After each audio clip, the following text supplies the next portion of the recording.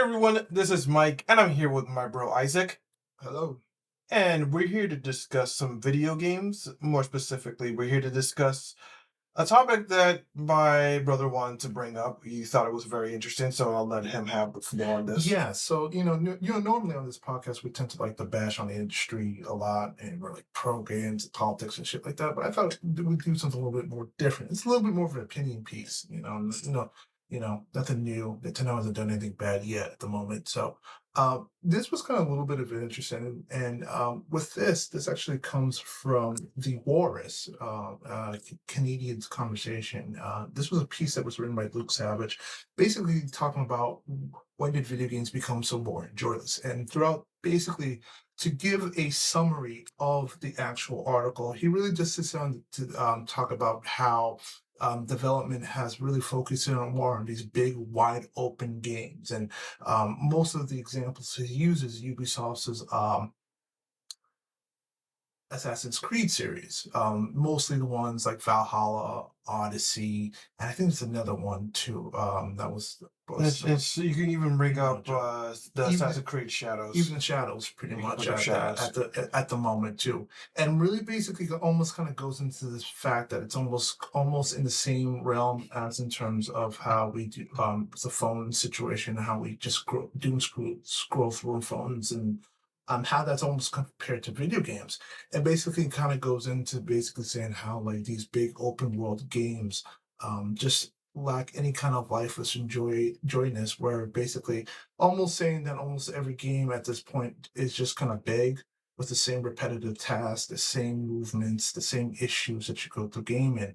And then kind of relates back to when video game development was granted not grand, which was starting to kind of find its flow like back in the 90s.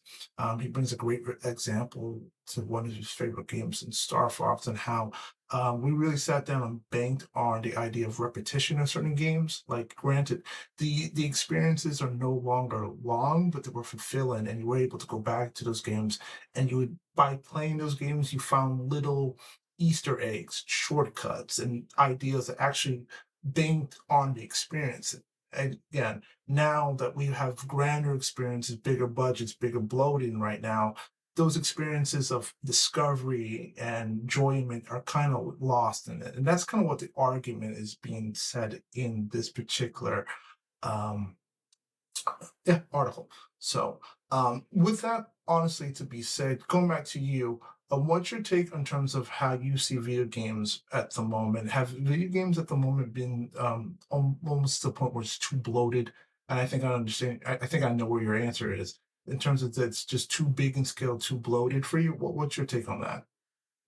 I mean, it really depends on what kinds of experience you're looking for. If you're mostly looking at the AAA landscape, and then yeah, most of the time, yeah, it's gonna be it feels like a bloated experience. I believe one of the biggest like ways to describe a lot of these like again Ubisoft fetch quest style games is like wide as an ocean, deep as a puddle. I believe that's the saying, and that's basically what it is. Where it's just Mm, where you're just going through a checklist of like objectives and like challenges in order to feel like there's a sense of progression in the game mm, when it really is just there to pad out the gaming experience. And Kind of sense. again, when it comes to these big games, when you have such big budgets being pushed into these games, you kind of have to they basically have to pad out the game with as much as they can just to make it feel like it is a worthwhile experience. You're dumping like hundreds of millions of dollars. You basically have to make a game that's going to last at least a certain amount of time, or for so that like customers don't feel like they're getting ripped off. Well, here's a new situation with those games too now. Now with the introduction of, the battle pass, it almost feels like not only like you said, um, wider the ocean, deep in the puddle. I think I probably messed that up. You're also you that's you feel like that ocean is unfortunately getting even wider now with the attachment of battle passes, where they continue to Um, get even more technically and DLC attached that continues to kind of widen the game and the scope in terms of trying to give you more for your experience for your buck. No, well, battle passes is a completely different like thing. I don't consider battle passes to be a net negative for a game experience because it's basically just like a system that allows you to like focus on like like it's more of a checklist than like a system that's designed to just basically like make the experience more padded out. I mean, it can get into it. It depends. It really depends on the game. Obviously, for like a multiplayer focused game, battle passes make sense. For a single player game, it doesn't. Yeah. Because with a for a multiplayer focused game, the battle pass is just there to give you that sense of progression. For a single player game, it's just to pad out content. It's a much better different kind of thing. Like Like occasional DLC.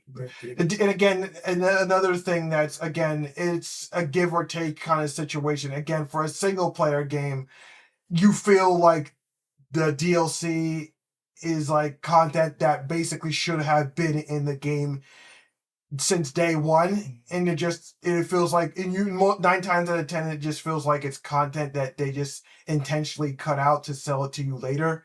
And obviously it doesn't feel good when you feel like you're being ripped off. And yeah, a lot of games, especially in the West, don't do this. I feel like a very few games do this very well, like say from Software with Elden Ring, and their one DLC like the Earth Tree ever, I forget what its name, like the Earth Tree. That basically felt like it could have been its own a game on its own. It felt Yeah, like there was talked about that, and wasn't that even considered almost a game of the year at yeah, it some was point? That was last considered year. yes. In fact, what was I just to make sure like I'm right with the name? It's just like yeah, Shadow of the Earth Tree. And that was just DLC. Yeah, that was For the just most part. DLC, but there was so much content. Well, in fact, you can't even consider that in specific DLC. That is what we used to call an expansion pack. And that 100% fits the bill of what expansion packs used to be, where it was this entirely new addition to the game that had so much content that it could be considered a game on its own, but you still needed the original game in order to play it. And it 100% felt like that. That's why it got so much praise from so many people. And I really wish, like, DLC was presented like that. Yeah. And 100% I would feel like Like gaming you would. got so much content out of Exactly. DLC. But You oh, I'm sorry, because I was about to say, but you should just finish your thought. no, because it is kind of funny that you say that. When you do look at today's form of DLC, and you bring out a great point on how back in the day, like expansion packs really felt like its own game, but still building on the concepts of the base game. Now today's DLCs, which are pretty what? How much would you say these DLCs can go for anywhere over $20 at the max though? I don't think they go either past that, right? Or have they gone as Yes, far they as have gone. I'm pretty sure there has been a DLC that has gone past twenty probably though? dollars. But Yeah. yeah, either way, you feel like the money that you spend on today's DLC content only goes for about an hour, and after that, you can beat it quickly within an hour or 45 minutes, and then which again goes to justification between um, what you pay for versus the content that you're honest to get in these this landscape of video games. Yeah, I would say so. That being said, going back to the main topic, like it's like the title said, like video games becoming boring and joyless. There are times where I do feel that way, where the game is like, where I'm asking myself, why exactly am I playing this, and like, am I really having fun?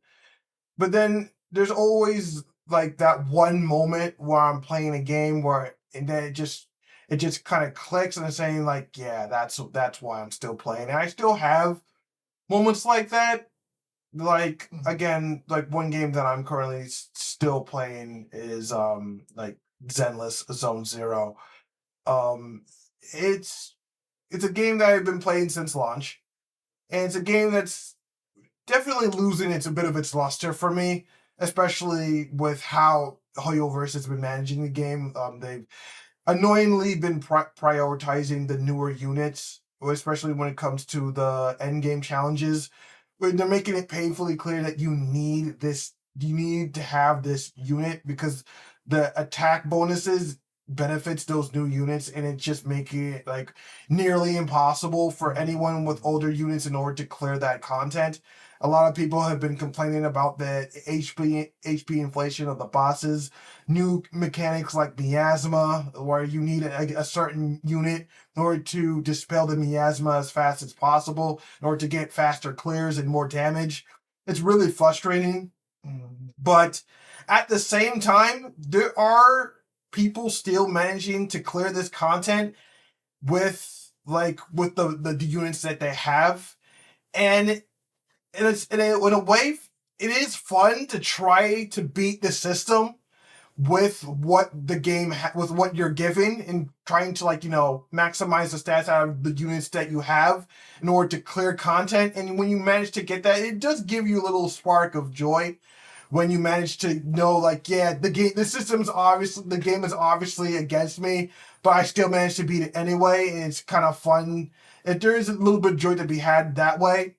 And I do feel like that's just one way that people can find joy in these games. And I that to being said, obviously not everybody enjoys having to sweat themselves over trying to beat these challenges and stuff, because games are supposed to be relaxing. You don't want to obviously stress out trying to clear this stuff, beat this stuff. well, it is kind of very interesting that you actually brought up Zenless Zone Zero, because actually in the back of my head, I was honestly thinking about that, because there's one thing when we talk about like those big scope games like say Spider-Man or the Assassin's Creed games, where at least if you play them, you only get a couple of DLCs. In this situation, when you play these games are constantly going as long as you're willing to put in money in it, which basically those games have always been built on this gambling-ish system where all the content is around you collecting these tokens for you to eventually gamble on to eventually get a character to hence complete content.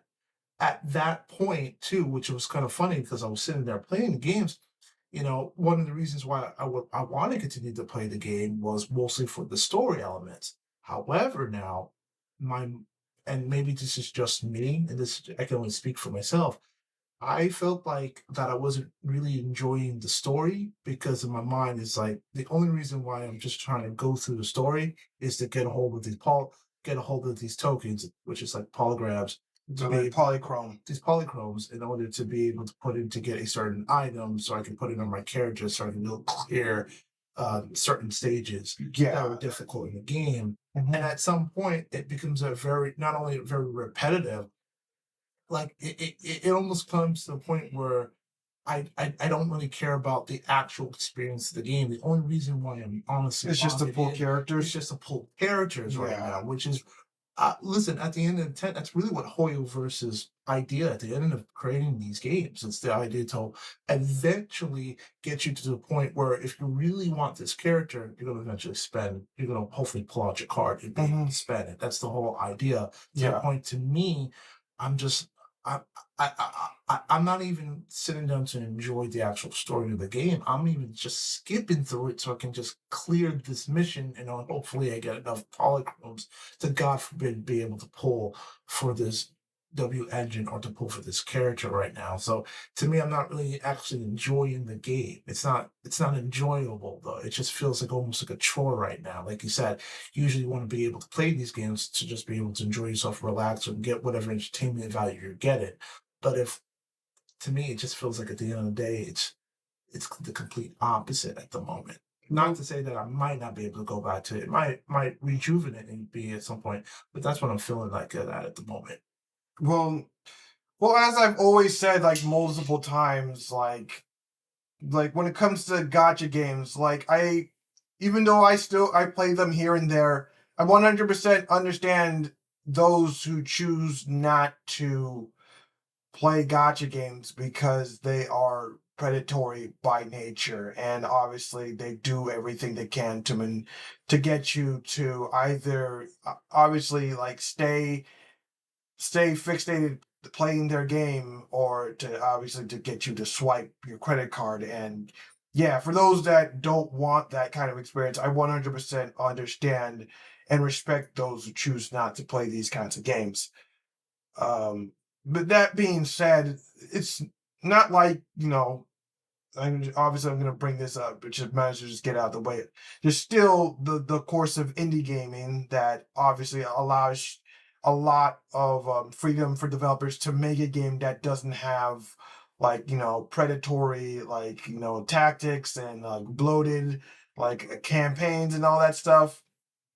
And usually for these indie games, they're usually simple, very straightforward gaming experiences. Maybe sometimes they have roguelike elements to allow for some replayability, and for the most part, they are very fun experiences. And now, like I was having like an argument, like in with somebody in our comment section, comment section a few days ago, saying that like indie gaming is like nah, I don't like indie gaming.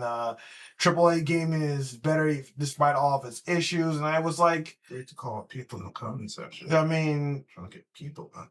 well, I mean, no, like obviously I had some choice words for the guy, but it was not anything of ill will. But I just wanted to say that with all the faults that indie gaming has, because the person was arguing that, oh, because most indie games are crap, like they're not memorable, and it's not that great. And I'm like, and I didn't, and I feel like that's not true. Some of the best, most like popular games of the last year have all been indie games, like Balatro, like Silk Song, which just released, had like over like 100 like 50,000. Expedition 33. Expedition 33 classics, like what was the game, The Binding of Isaac. You had like there's just so many games, Meat like Boy. Super Meat Boy. Yeah, that's one of them. Oh, there's one game on the tip of my mind. I'm trying to remember the name of that game. Scuba Diving Dave. So, like Dave the Diver. Dave Diver. Diver was another one. But again, there's another game that was on the tip of my tongue, and I forgot and I lost it. And obviously, I was going to also bring up Power World, which recently just announced that it's going to have its the version 1.0 update in next year, despite the ongoing lawsuit. That's still chugging along just fine. And that game, obviously, as everyone knows, managed to reach like 2 million, like over 20 million sales, and had like at a peak, it had like a peak of like 2 million active players, which is freaking insane. And the game is still chugging along. I believe it's like 50, like 25 to 50,000 players, which is still very good for an indie game. But those are also games that like Powered, I think, is the biggest example of a game that has a lot of like padding with its experience, but it's still a very memorable experience because it's a very personal experience. You know, okay, and that's fine and sure. Okay, so you do bring up games, unfortunately, that are great experiences. However, these are games are still kind of more attached to the internet, like almost like Final Fantasy or World of Warcraft. These are still more like online experience games, even to Zenless Zone Z, the gotcha game. Yeah, those are the quote unquote live services. These are live service games. What game have you played that isn't any of that has been big to you, that you have felt that has been a great enjoyable experience that you were able to play from start to end, and you said this was an enjoyable experience? I was never bored. I was always looking for stuff. I was entertaining. What game to you comes to mind? Well, again, like just I said, Power World was a game. No, not Power World, because Power World, I'm not Power World. I understand Power World's more. I don't include. I'm not. They're like, Discuss power. Move Power World away because Power World's it's more of like an online, ongoing game right now. I'm that talking about mm, like a straight up like game, like story game, like a full experience game, like in a way like a Spider-Man or an Uncharted. Have you played any game like that where you played from start to finish? Where it's like it had a story, you played it from story to start to end. Has there been any game that you played up to this point that doesn't involve internet connection? I could bring up some examples, A game for you like, that you've enjoyed. Like I well, played I this. guess River I, City Ransom Underground. I've been playing that with friends. Again, it was as a multiplayer like experience though, but it's a game. It's a single player, but I mostly played multiplayer. That was a fun game. mm, Buckshot Roulette, a game, a very simple game. Literally, it only takes you like a few minutes to play, but I thought that was a fun experience for mhm. what it was as an indie game. Um, and yeah, those are two. And oh yeah, I guess like Undertale. Undertale is another game that I played from start to finish. Obviously, a very legendary RPG by Toby Fox, Okay.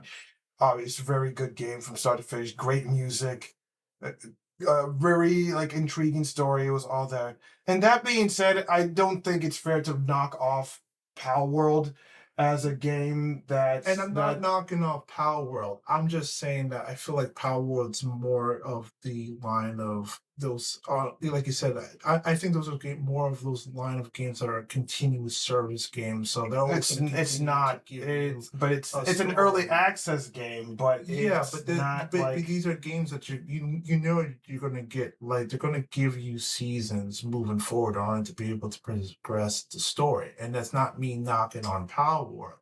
I feel like I'm talking more of games where I'm talking more of those games where you know that this game was honestly designed for a beginning and an end. well, technically Power is also a game that's supposed to have a beginning and an end, Yeah, but but you're gonna still be going online and still playing games. Like like the but Power. it's a game you can play by yourself. In fact, 90% of my experience with Power I played by myself. Yeah, but Power's also gonna continue to give out like DLC and But storylines. Like that's those are technically updates, like as an early yeah, access because game. it's an online game. They're gonna No, continue it's to not give an out online. online It's a DLC. no. That's not wrong. That's not right. It's not an online game. It's a single player game with optional multiplayer. That's the It's difference. online. What are you talking about, dude? You're online. Okay, do you play with other people on the game? No. No, you don't Okay. have to. It's a But single you player can. game. Yes. It's an online game. No. It's an It's a, online game. If you can play with other people online, I'm talking about just single player experience, a game that was designed in story in mind to be able to present like a Resident Evil 7 game, a game that you play from front to end. That's what I'm talking about in terms of Joyless. You can't, no, I'm not giving you that. The Power World's not. If you can play with other people, it's still online. but you can. But it's a single player game first. Then it's That you like can still play with other people yeah, online. but that's optional. You can play the But entire it's game without touching say but online with it's other. available. But by It's available. by that Resident Evil's not an online game. It's a single player game experience by yourself. I get it. You have the option of it. I'm just trying to say, like, by that logic, Elden Ring's an online game, even though you can play that completely solo. yes, that's online too. I'll say that too. I'm gonna stay on business on that too. I'm just thinking my mind is more like a Zelda, like a Legend of Zelda game, like when you sat down and had like an enjoyable experience and stuff like that. Again, I've not played Power World, so maybe you're right. My mind, I'm thinking more in that realm. Like, did you play like the new Indiana Jones game or the Assassin's Creed games that are not online? Granted, they do Well, now some of the games do have like those multiplayer games Well, though, if but you it's still haven't played it, then storyline. why are you commenting like you know what the experience of the game is Because like? Powerball is literally online and you can But it participate with isn't. other games online, dude. But it isn't. It's a single player game with That you can optional multiplayer. with if it's Keyword optional. if it's optional. I'm talking about games that don't have multiplayer. That's not an option.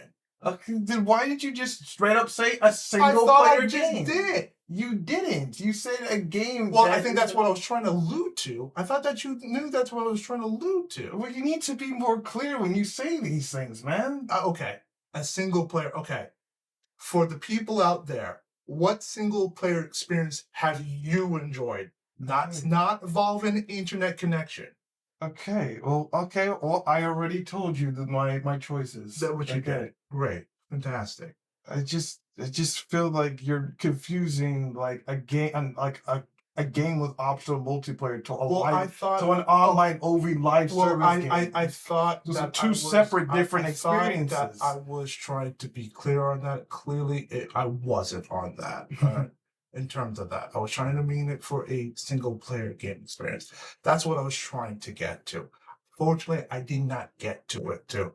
But you know, for games like that, I would say like a game for like suit for hire. Like if you're going down an indie route, like it was just a single player game experience, which I visibly enjoyed. And it was like for even though it's like for like a couple of minutes, just the fact that you're able to get in there and enjoy and be like this John Wick, budget style action adventure game too, which you get to do cool shit.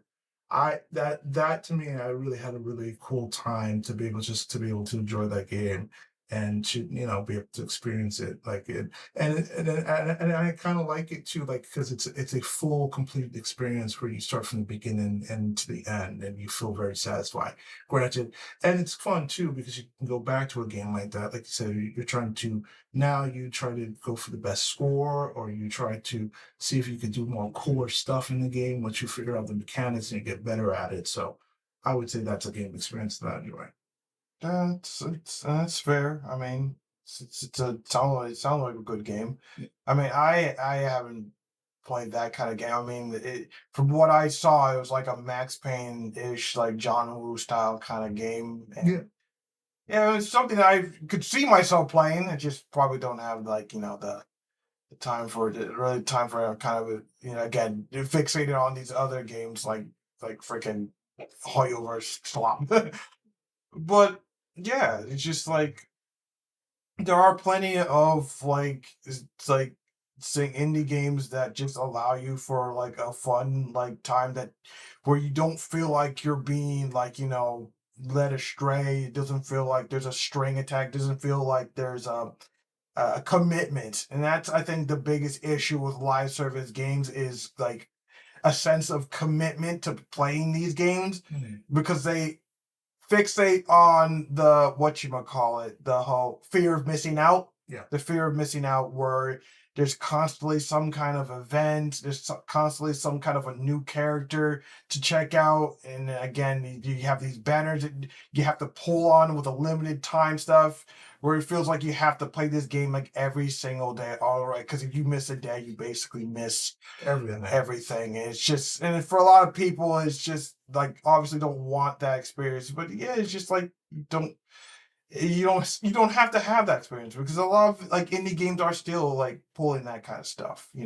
Still there's still plenty of games making traditional games that you can enjoy from start to finish. Agree.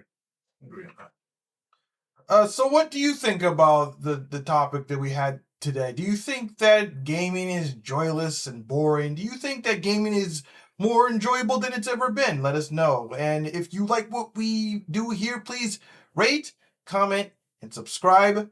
I'm Mike with Isaac, and we are saying peace. Take care.